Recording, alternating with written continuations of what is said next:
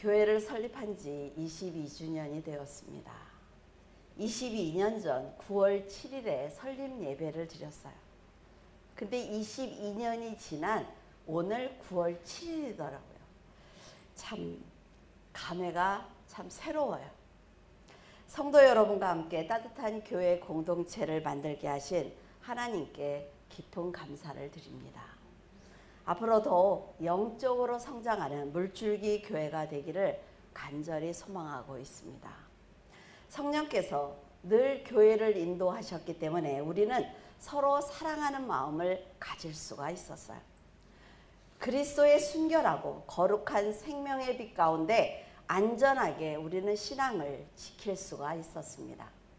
그리스도께서는 어둠과 거짓이 없으신 분입니다. 그리고 지엄한 권위와 만물을 통치하는 위엄을 갖고 계시기 때문에 세상에서 사는 우리는 감히 눈을 들어서 하나님을 바라볼 수조차 없는 위대하신 분입니다. 누가 감히 그리스도 앞에서 자기의 생각을 말할 수가 있겠습니까? 제가 하나님을 위해서 정말 열심히 살았습니다 라고 누가 말할 수가 있겠어요?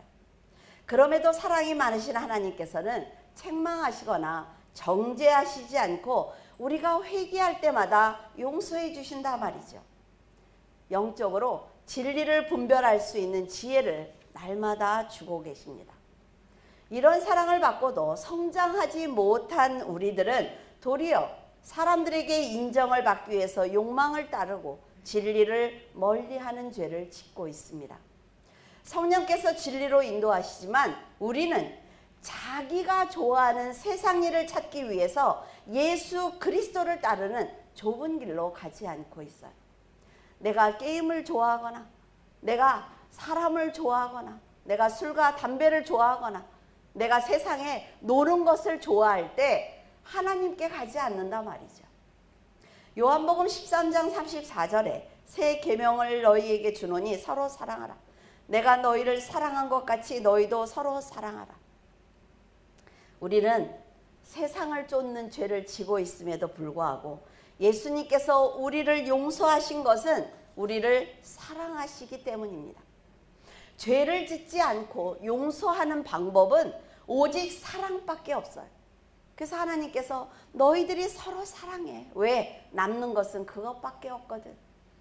하나님을 사랑하고 믿음의 형제를 사랑해야 너희들이 죄를 짓지 않아 라고 우리에게 분명하게 말씀하고 계신다 말이죠. 사랑하게 되면 상대방을 위해서 자신을 희생하게 되어 있습니다.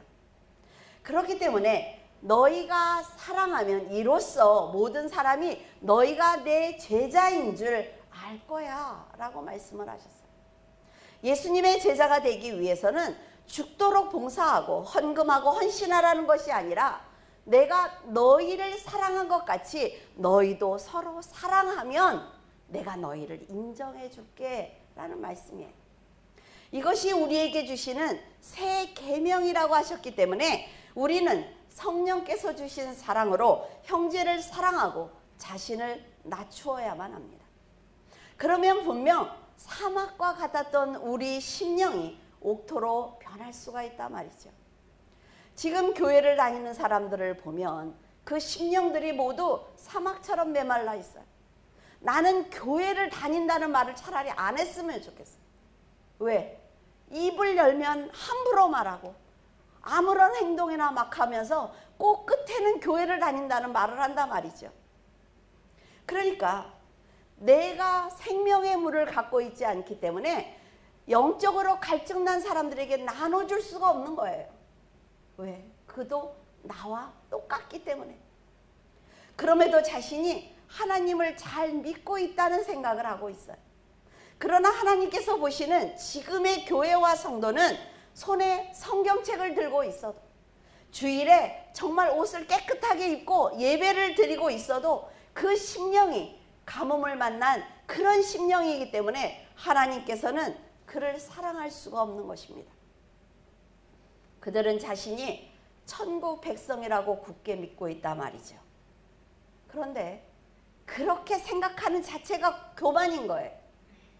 죄를 지어도 하나님의 눈만 속이면 된다는 생각을 가지고 있어요. 사람은요 얼마든지 속일 수 있습니다. 여러분, 얼마든지 착한 척 할 수 있고 얼마든지 부모의 눈을 속여서 내가 공부를 열심히 하는 척을 할 수 있어요. 그러나 하나님은 절대로 속일 수가 없습니다. 우리 물줄기 교회 성도들은 이렇게 어둠에 쌓인 메마른 심령을 향해서 생명의 물을 나누어 줘야 되는 거예요. 여러분들은 하나님의 진리의 은혜를 가지고 계십니까? 하나님을 만나지 못해서 영적 기근으로 방황하는 사람들을 그대로 지나친다면 서로 사랑하라는 새 계명을 어기는 그런 죄를 짓는 것입니다. 내가 너를 사랑한 것 같이 너희도 서로 사랑하라는 말씀에 순종하지 않는다면 하나님께서는 진리를 아는 우리를 더 책망하실 것입니다. 큰아이와 둘째 아이가 싸우면요, 부모는 큰아이를 야단치게 되어 있어요. 왜 그래요? 네가 더 많이 알잖아. 네가 나이가 더 많잖아. 이래서 큰아이를 야단을 치거든요. 그러면 큰아이는 굉장히 서운하죠. 그런데 부모가 많이 줬기 때문에 많이 찾는 것입니다. 그러니까 큰아이는, 믿음의 성도들은 하나님께서 책망하실 때 내가 이렇게 많이 받았구나 라는 생각을 해야 되는 거예요. 예수님께서 새 계명을 주실 때의 마음은 제자들이 정말로 내 말에 순종해 주기를, 거저받은 것을 거저주는 결단을 해주기를 간절히 원하는 마음이셨을 거예요. 우리는 이런 예수님의 마음을 깨닫고 말씀을 머리로만 들으면 안 돼요. 여러분, 마음으로 믿어야 됩니다. 그런데 우리는 머리만 커지고 있어요. 요한복음 5장 36절, 내게는 요한의 증거보다 더 큰 증거가 있으니 아버지께서 내게 주사 이루게 하시는 역사, 곧 내가 하는 그 역사가 아버지께서 나를 보내신 것을 나를 위하여 증언하는 것이요. 사람들은 죄로부터 자유를 갈망하기보다는 당장 내 앞에 있는 문제의 해결을 바라고 있습니다. 말씀으로 자신을 낮추는 훈련을 하기보다는 교만과 탐욕, 음란한 마음으로 서로 사랑하라는 말씀을 죄로 가리려는 노력을 하고 있어요. 사람들은 늘 기적을 바라기 때문에 환경에 따라 하나님을 믿기도 하고 의심하기도 합니다. 하지만 인생을 뛰어넘는 세상의 역사가 바로 하나님께서 보내신 그리스도를 증거하고 있다고 성경은 분명하게 말하고 있습니다. 큰 역사의 줄기에서 우리의 인생은 점 같단 말이죠. 우리의 인생은 내가 하루하루를 살면서 내가 굉장한 것 같지만 전체의 역사를 두고 볼 때 나는 아무것도 아닌 거예요. 그래서 내가 대단하기 때문에, 내가 큰 일을 하는 것 같기 때문에 예수 그리스도를 왕의 자리에서 끌어내리고 있습니다. 하나님께서 나에게 뭘 해줄 수가 있어? 내가 하는 거지. 내 능력이 하는 거지. 내 통장에 있는 그 큰 금액들이 하는 거지. 하나님이 내 인생에 무슨 도움이 될 수 있어? 라는 생각을 한단 말이죠. 그럼에도 하나님께서는 치열한 영적 싸움에서 사탄의 유혹을 이기고 하나님의 뜻대로 살고 있는 성도를 찾고 계십니다. 좋은 나무가 좋은 열매를 맺는 것처럼 하나님께서는 빛을 발하고 있는 등불과 같이 이 어두운 세상에서 빛을 내고 있는 성도를 찾고 계시는 거예요. 여러분들 비행기 타셨죠? 그래서 위에서 내려다보면 어때요? 남한과 북한이 확연히 다르잖아요. 왜 그럽니까? 불이 켜있기 때문에. 그래서 하나님은 아시는 거예요. 누가 그리스도의 등불을 들고 있는지. 저 아이가 정말 가난해도, 육신이 연약해도, 힘이 없어도 하나님 안에서 믿음을 갖고 있으면 하나님께서는 그를 보고 계시는 것입니다. 그러나 자신의 생각만 옳고 자신에게 위로되는 말만 찾아다니며 세상에서 유행하는 모든 것을 쫓아다니는 사람은 철저하게 세상적인 사람이기 때문에 하나님의 도움을 받을 수가 없어요.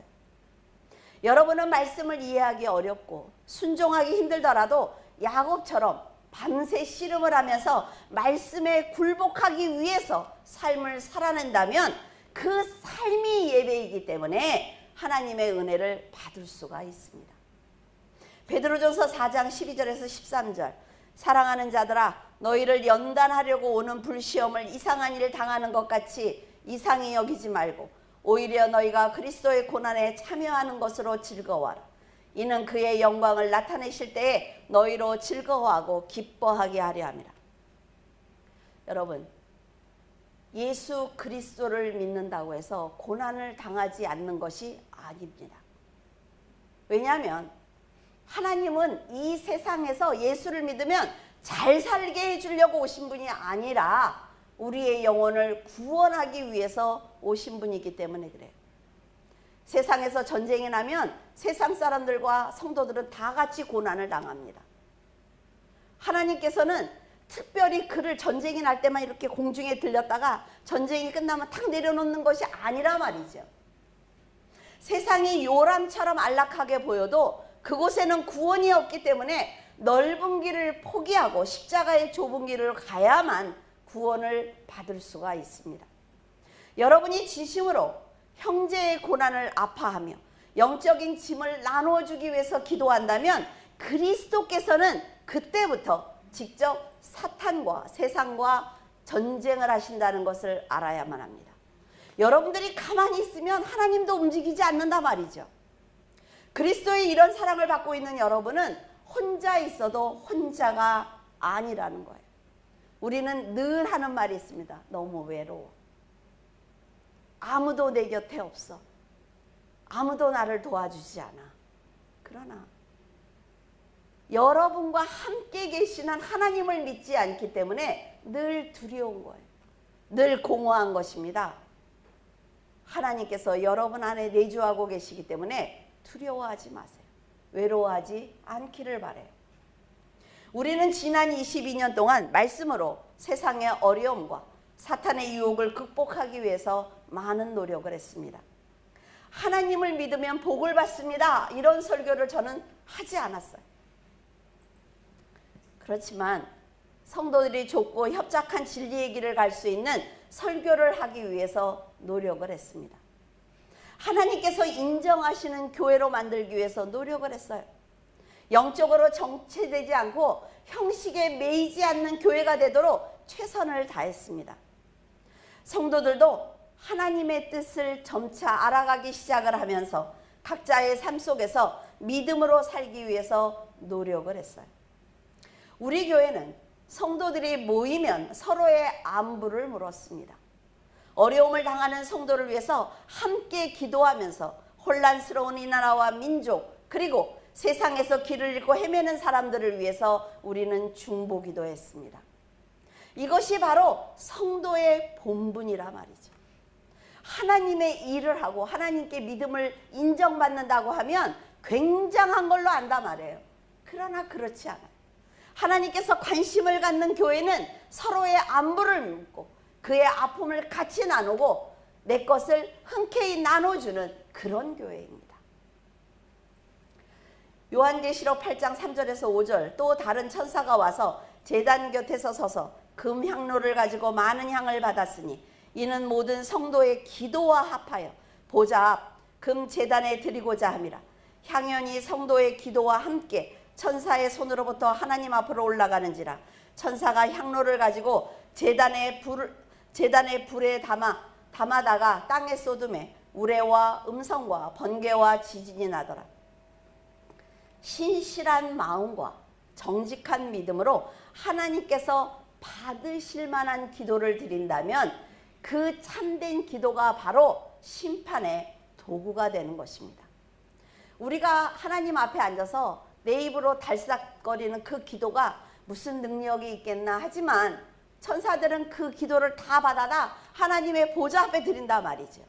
그리고 하나님께서 화를 줄 건지 복을 줄 건지 그 기도를 통해서 역사하신다라고 성경은 말하고 있습니다. 그러니까 여러분이 드린 중보기도가 바로 세상을 바꾸는 하나님의 도구인 것입니다. 고난과 핍박을 당할 때 성도들은 더 강해지고 더 깊은 영적 능력을 가질 수 있기 때문에 고난이 나쁜 것만은 아니라는 것을 우리는 삶을 통해서 알고 있어요. 좋은 일 있으면 계속 좋은 일만 있습니까? 그렇지 않아요. 코로나 때 강제로 교회 문을 닫았습니다. 예배를 중지시켰죠. 성경책에 바이러스가 있다고 하면서 예배당에 성경을 비치하지 못하도록 핍박을 당했습니다. 교회만 사람이 모이는 것이 아니라 말이죠. 그런데 예배 시간에 구청에서 나왔잖아요. 그래서 우리 예배 드리는 사람들의 수를 세웠습니다. 교회에서만 책을 보는 게 아니지요. 근데 성경을 비치하지 못하도록 했어요. 사람들이 가득 차 있는 지하철이나 발 디딜 틈 없는 서점에는 수많은 사람들이 있었지만 교회만 강제로 문을 닫게 했습니다. 참으로 어처구니 없는 정책이었단 말이죠. 하지만 우리는 그 일을 당하면서 앞으로 이 세상에서 어떤 일이 일어날 것인지 예측할 수 있었습니다. 우리는 법으로 예배를 잠시 중단하는 것도 아주 큰 공포를 느꼈죠. 그런데 복음을 금지하고 있는 나라를 한번 생각해 보시기를 바랍니다. 신앙생활을 하고 있단 말이에요. 그 가운데서도. 그런 믿음의 형제들은 얼마나 큰 고통을 당하고 있는지 여러분들이 생각해야 하는 것입니다. 서로 사랑하라고 하신 그리스도의 새 계명을 실천하기 위해서 비참한 환경에 놓여 있는 형제들을 위해서 기도해야만 합니다. 성경책을 소지하고 있다가 발각되면 어때요? 사형이에요. 그런데 그들은 자신이 죽는다는 것 압니다. 그럼에도 불구하고 그리스도만 바라보고 있어요. 성경책을 아주 소중하게 여기고 있습니다. 성경 구절을 한 구절이라도 더 외우기 위해서 그들은 신앙을 지키고 있단 말이죠.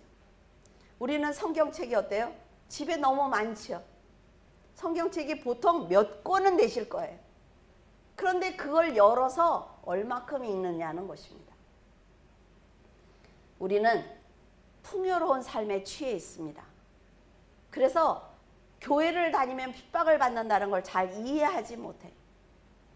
그들을 잊어버리고 있습니다. 그런데 하나님께서는 목숨을 걸고 신앙을 지키고 있는 그들이 바로 등불을 들고 있는 기름을 준비한 다섯 처녀와 같이 소중하다라고 말씀하십니다. 그들이 세상을 밝히는 보석이야. 나는 나중에 그 사람들을 가장 먼저 내 품에 안을 거야 라고 말씀하실 거예요. 비록 핍박을 당하지만 세상의 불순물을 모두 다 제거한 그들은 이 땅에서 하나님의 백성으로 사는 정금과 같은 성도입니다. 우리가 그들을 잊고 편안한 생활을 하고 있을 때 그들은 성경을 읽었다고, 기도했다고 채찍을 맞고 있단 말이죠. 그들이 드리는 그런 기도와 찬양은, 목숨을 걸고 드리는 기도와 찬양은 보좌를 흔드는 능력과 권능을 가지고 있습니다. 요란스러운 악기와 수백 명이 드리는 가식적인 찬양보다는 몰래 이불을 덮고 숨죽여 드리는 그들의 기도와 찬양은 하나님께서 받으실 만한 거룩한 향기를 담고 있습니다. 의의를 위하여 핍박받는 자는 복이 있다고 하셨어요. 천국이 저희 것이다 라고 말씀하셨습니다. 나를 인하여 너희를 욕하고 핍박하고 거짓으로 너희를 거스려 모든 악한 말을 할 때에 너희에게 복이 있다고 하신 그 말씀대로 살고 있는 그들처럼 우리도 하나님의 뜻대로 살아야만 합니다. 제가 처음 그리스도를 영접했을 때 자꾸 나보고 죄인이래요. 자꾸 죄를 졌대 나보고. 난 이해하지 못했어요. 왜? 착하게 살려고 노력을 했는데 왜 자꾸 나보고 죄인이래? 라는 생각을 했습니다. 그 죄에 대한 개념을 이해하지 못했어요. 너무 힘들더라고요. 자꾸 죄인이라고 하니까. 그래서 하나님께 어느 날 죄가 무엇인지 깨닫게 해달라고 간절히 기도를 드렸습니다. 그때 하나님이 환상으로 저에게 그림을 한 장을 보여주셨어요. 보여주실래요? 네. 빨간 산 하나가 굉장히 높게 서 있었는데 많은 사람들이 그 산을 오르기 위해서 많이 노력을 하고 있더라고요. 오르다가 떨어지고 어떤 사람은 다 올랐다가 끝에서 곧바로 밑으로 곤두박질 치는 그런 환상이었습니다. 사람들은 노력을 해도 오르지 못하자 이렇게 노력하는데도 왜 죄를 정복하지 못하느냐고 투덜거리기도 하고 화를 내기도 했습니다. 어떤 사람은 도저히 오를 수 없다며 탄식하기도 하고 포기하고 돌아가는 사람도 있었어요. 저는 신앙생활을 한 지 얼마 안 됐기 때문에 저 멀리서 그 산을 바라보면서 사람들이 왜 저 산을 오르려고 할까라는 생각을 했죠.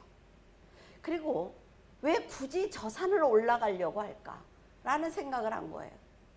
그러다가 저 산이 바로 죄의 산이구나 라는 걸 깨닫게 됐죠.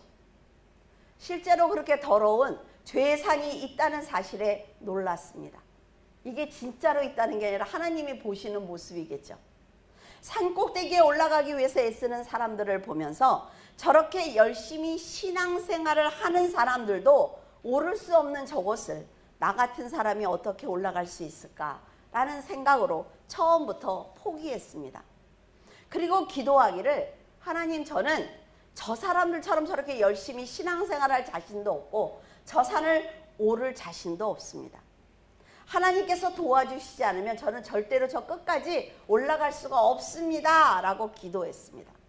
그럴 때 갑자기 하늘에서 실크처럼 곱고 하얗고 빛나는 천이 내려왔어요. 그 천이 내려와서 제 몸을 칭칭 동여 감더니 한순간에 산 꼭대기로 올려주시는 거예요. 순식간에 일어난 일이었습니다. 그래서 정신이 없던 저는 산 아래를 내려다보는 순간 올라오려는 수많은 사람들의 처참한 모습을 위에서 보게 되었습니다. 그때 저는 깨달았어요. 사람의 힘으로 이 죄를 정복할 수가 없구나. 하나님께서 도와주셔야만 이 죄를 이겨낼 수가 있구나 라는 것을 깨닫게 되자 하나님의 은혜가 얼마나 크고 감사한지 몰랐습니다. 하나님 앞에 우리는 이렇게 처참하고 더러운 사람들이라 말이죠. 아무리 금은 모아와 비싼 명품을 몸에 둘러도 하나님께서 보실 때는 산 밑에서 울부짖는 사람들 뿐입니다. 사람들 뿐일 뿐입니다. 여러분, 그리스도께서 올려주시지 않으면 아무도 회개할 수가 없어요. 그래서 우리는 그리스도를 믿는 것입니다. 왜? 죄를 사함 받아야만 천국에 갈 수가 있으니까. 이런 죄인들을 긍휼히 여기셔서 자신을 화목제물로 주셨어요. 십자가를 지셨죠.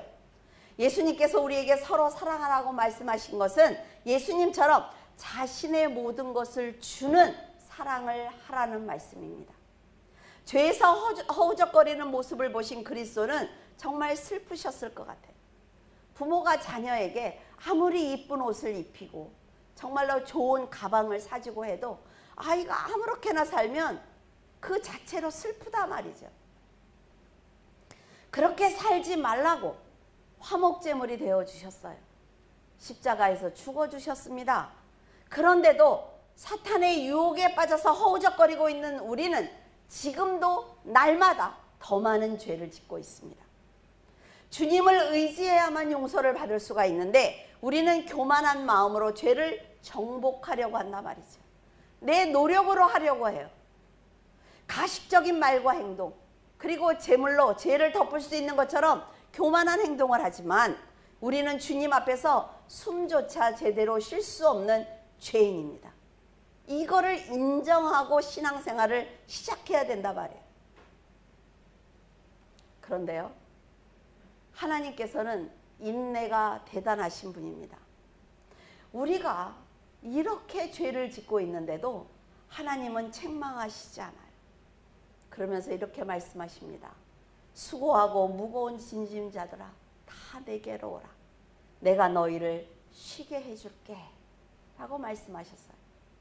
여러분, 주님을 바라보는 시작이 있어야 그 품에 안기는 결과가 있는 것입니다.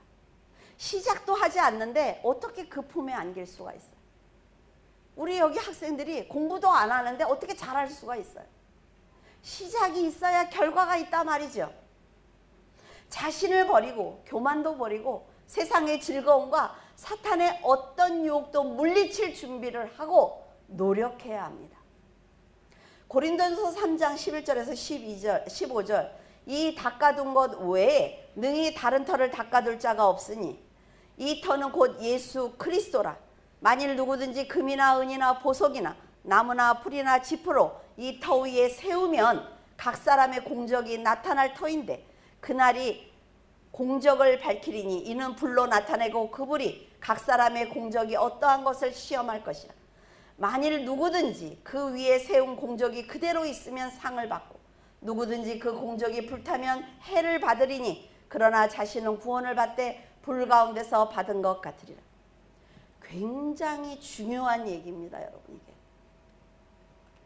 우리는 누구나 그리스도 앞에 섭니다. 여러분 몇 살까지 사실 것 같습니까? 그때는 세상에서 누렸던 사회적인 지위나 명성 그리고 재산이나 학벌을 모두 벗어버리고 그리스도 앞에 오직 내 영혼만 서는 것입니다. 사람들의 눈을 속였던 거칠애와 위선과 허세 그리고 거짓말과 악한 속임수는 그리스도 앞에서 벌거벗은 것처럼 드러납니다. 세상에 어떤 것도 그리스도 앞에 서 있는 나를 가려줄 수 있는 게 없다 말이죠. 여러분들 그 연예인들이 하는 얘기가 있더라고요. 막 찍을 땐 정신없이 찍는데 나중에 재방송을 꼭 본대요. 왜? 그러면 내가 어디서 무엇을 잘못했는지 그게 적나라하게 드러난다는 거예요. 우리도 마찬가지입니다. 자, 우리의 영혼을 하나님께서 앞에서 딱 만나잖아요. 그러면 이제 어떻게 하느냐면은 우리의 인생이 두루마리처럼 쫙 펴지는 거야, 하나님 앞에. 두루마리처럼. 얘가 7살에 거짓말을 했네? 10살에 뭐를 했네? 숨어서 혼자만 빵을 먹었네? 다 나온다고요. 알겠지? 우리 꼬매딩이들이 있어. 내가 이렇게 쉽게 하느라고. 그러니까 너무 힘들어. 빵을 혼자 먹어도 안 돼. 나눠 먹어야 돼. 알겠지? 혼자 먹었구나. 두루마리처럼 쫙 내 인생이 펴지기 때문에 어떤 거짓말도 어떤 변명도 할 수가 없습니다. 마지막 날 영광의 하나님을 우리는 직접 배울 수는 없습니다. 왜? 우리가 햇빛도 눈을 똑바로 뜨고 못 보지요. 근데 하나님의 영광 가운데는 그 햇빛도 어둠이라 말이에요. 그런 하나님의 영광을 우리가 눈으로 본다고요? 절대 볼 수 없어요. 그러나 우리가 하나님 앞에 섰을 때 그분의 음성이 내 영혼을 꿰뚫는 놀라운 일이 일어납니다. 하나님의 입술을 보지도 않는데 내 하나님의 음성이 들리고 하나님께서 내 죄를 찝어내실 때 정확하게 찝어내신단 말이에요. 우리가 세상에서 했던 말과 행동을 낱낱이 이미 알고 물어보시는 거예요. 거짓말해도 소용없단 말이죠.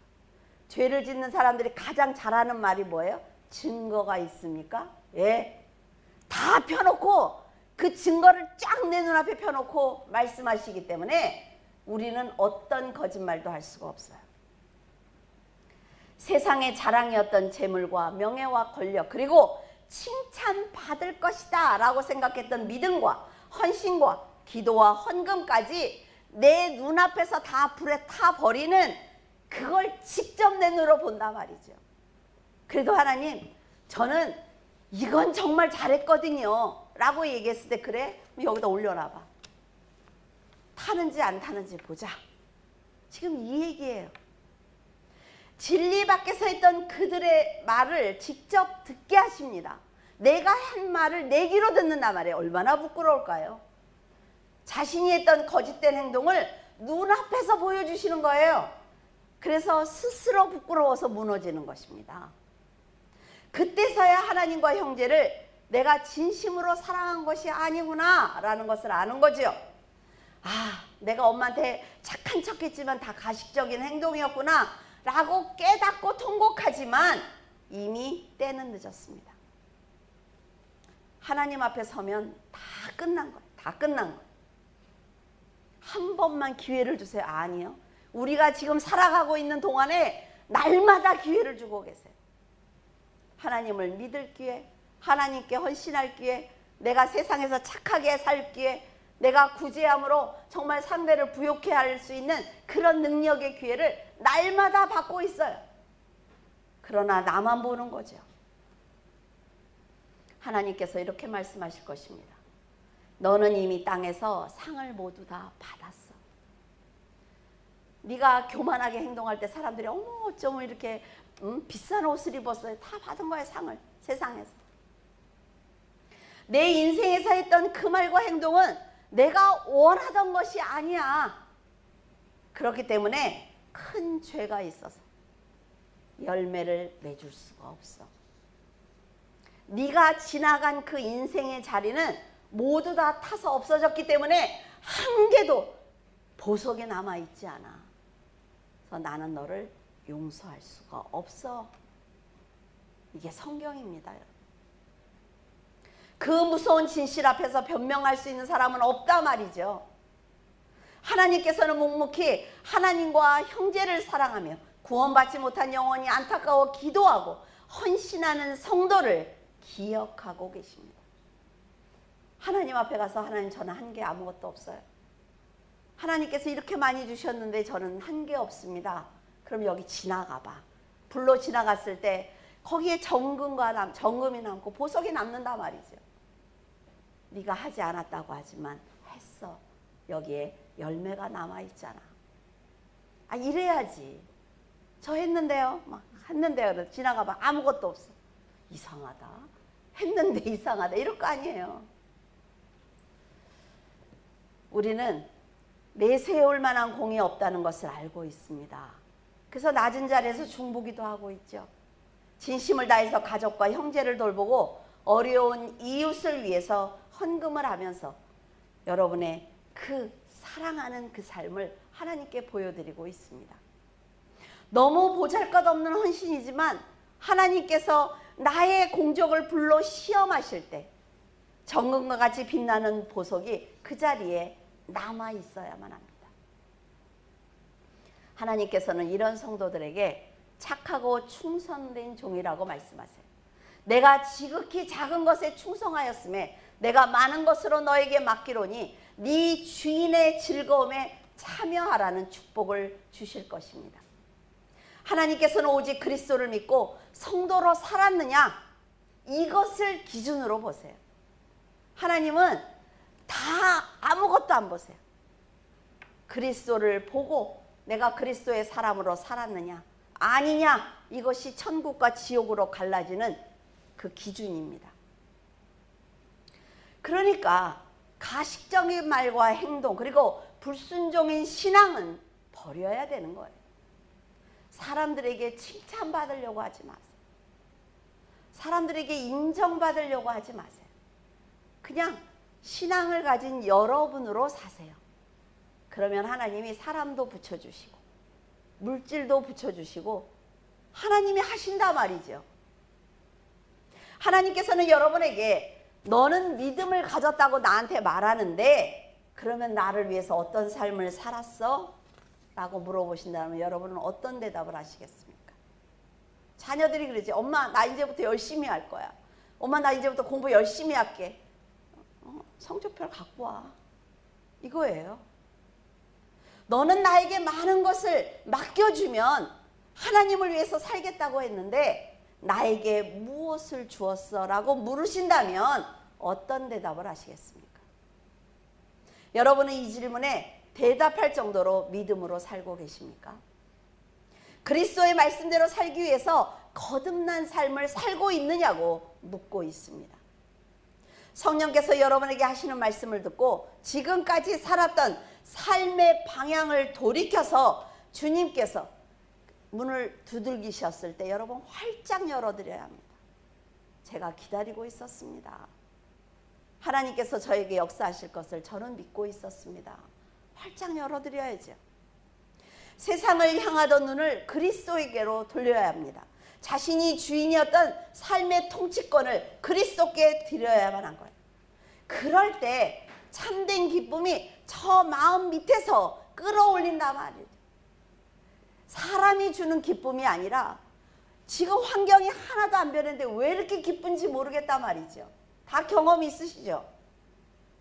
저는 예수 그리스도를 처음에 믿었을 때 정말 하나님을 영접해서 너무 기뻤어요. 그래서 밖에 나갔는데 세상이 온통 반짝반짝 빛나는데 정말 놀랐어요. 사람들이 얼굴이 다 빛이 나. 나뭇잎 하나하나가 막 빛을 내는데 이게 뭐지? 처음에는 몰랐어요. 이게 뭔지. 네가 나를 믿으면 너의 인생은 이럴 거야.